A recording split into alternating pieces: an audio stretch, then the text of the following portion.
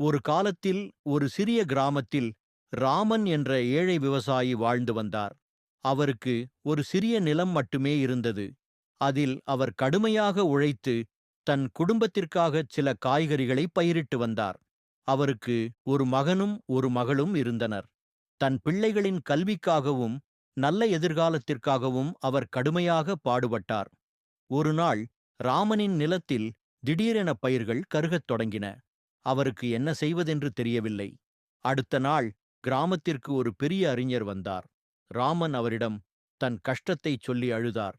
அறிஞர் புன்னகையுடன், விவசாயியே, கவலைப்படாதீர்கள். உங்கள் நிலத்திற்கு அடியில் ஒரு பொக்கிஷம் இருக்கிறது.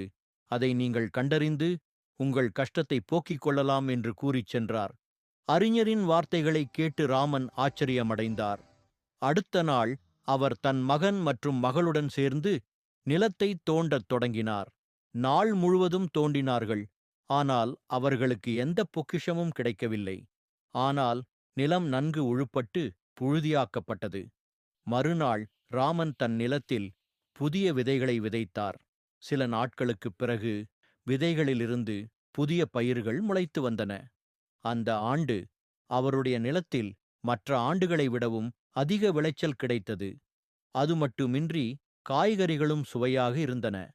ராமனோ தான் நிலத்தைத் தோண்டிய போது ஏற்பட்ட உழைப்புதான் நிலத்தின் வளத்தை அதிகப்படுத்தியதைக் கண்டறிந்தார்.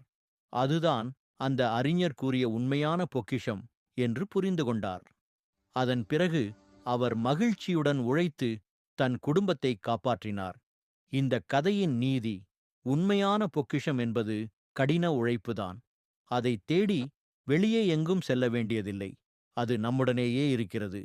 கடினமாக உழைத்தால் நிச்சயம் வெற்றி பெறுவோம்.